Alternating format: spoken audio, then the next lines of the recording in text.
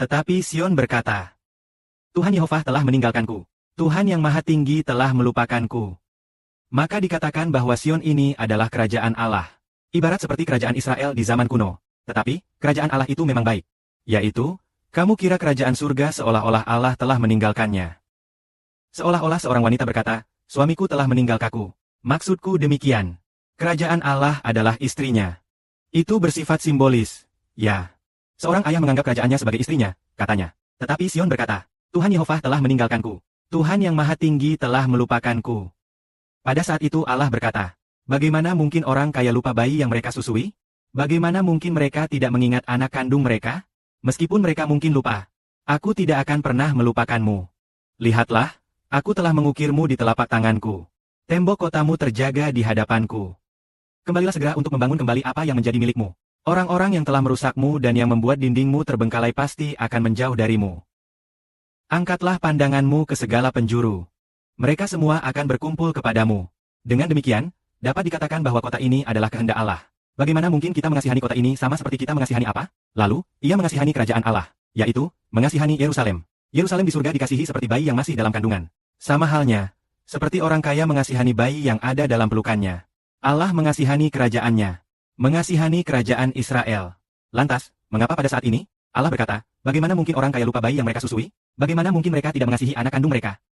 Meskipun mereka mungkin lupa, aku juga tidak akan pernah melupakanmu. Sion, kenapa harus seperti ini? Mengapa Allah sekarang berkata demikian? Dibesarkan di zaman Nabi Yeremia. Tetapi Allah telah menghancurkan gunung Zion di bumi. Yerusalem di bumi. Karena pada waktu itu tidak ada gembala. Pada waktu itu Raja Zedekia dan semua raja zaman itu bertindak sebagai gembala. Para imam besar, mereka sama sekali tidak. Bukanlah gembala, mereka malah memimpin umat untuk menyembah berhala. Seolah-olah memimpin umat menjauh dari Allah. Oleh karena itu, Allah pun meninggalkan kerajaannya sendiri. Meninggalkan Israel. Tetapi yang sebenarnya, sekarang, Israel sejati telah muncul. Dia, sang anak yang akan menggembalakan umatnya, telah muncul. Oleh karena itu, semua anak di dalam kerajaan ini telah mengasihi Allah. Dengan demikian, Tuhan berkata, hei, bagaimana mungkin aku lupa padamu? Aku tidak akan melupakanmu. Sepertinya, ia seolah mengubah ucapannya. Jika memang ada yang berkata, meskipun dulunya aku pernah lupa padamu. Tetapi sekarang, orang kaya, bayi yang ada dalam pelukan. Bayi yang ada dalam pelukan seorang wanita. Bagaimana mungkin dia bisa lupa bayi yang ada dalam pelukannya? Bahkan jika seorang wanita lupa pada bayinya sendiri, aku juga tidak akan melupakanmu. Engkau telah menjadi istriku, menjadi milikku, kerajaanku. Lalu, mengapa kini surga begitu mengasihani kerajaan Israel? Mengapa begitu mengasihani? Mengapa begitu mengasihani kerajaan Israel yang sejati? Karena di zaman kuno, Allah telah menghancurkan kerajaan Israel. Ini adalah perobohan bait suci. Tetapi sekarang, belas kasihan itu terjadi karena anak-anak kerajaan Israel yang sejati telah muncul. Mereka benar-benar telah menjadi anak-anak Allah. Anak-anak kerajaan Israel dalam perjanjian lama. Bukanlah anak-anak Allah. Sedangkan anak-anak kerajaan Israel dalam perjanjian baru adalah anak-anak Allah. Sebab, mereka semua telah mendengarkan kebenaran yang disampaikan oleh saudara-saudara mereka. Dan dalam roh mereka, mereka telah berpaling kepada Allah. Mereka telah menerima Yehova sebagai Bapa mereka. Dan telah menerima Bapa Surgawi, Yehova, sebagai Bapa. Aku, Allah, juga telah menerima anak Allah sebagai Tuhan. Semua roh di dalamnya. Roh itu lahir dari Roh Kudus. Juga lahir dari Roh Kristus, Tuhan. Roh, Tuhan berkata, ini adalah milikku yang berharga. Mereka adalah anak-anakku. Mereka adalah anak perempuanku. Aku akan memanggil mereka satu persatu. Orang ini datang dari Beijing. Orang itu datang dari Shanghai. Orang ini milikku, orang itu juga milikku. Ini orang Afrika milikku. Juga orang berkulit putih dan orang lain milikku. Selama mereka milikku, paspor yang aku panggil adalah milikku. Mereka adalah milikku yang berharga. Mereka anak-anakku. Kenapa begitu? Karena gembala telah muncul.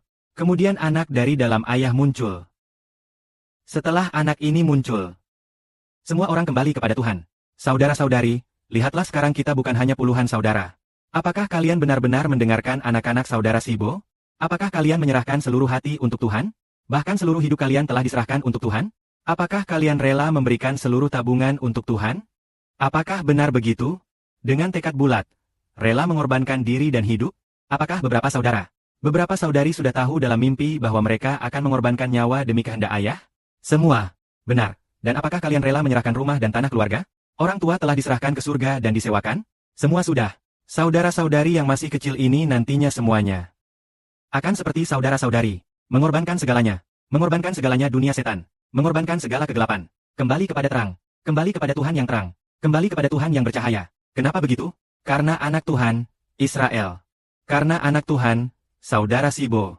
Itulah sebabnya Bapa di surga sangat mengasihi mereka. Negaranya, tidak seperti zaman perjanjian lama yang tidak mengasihi negaranya. Bahkan menyerahkan negaranya untuk dihancurkan Babilonia. Tapi sekarang tidak lagi. Dia ingin mengatakan, aku ingin mengasihi Israel. Begitulah, Kemuliaan bagi Bapa.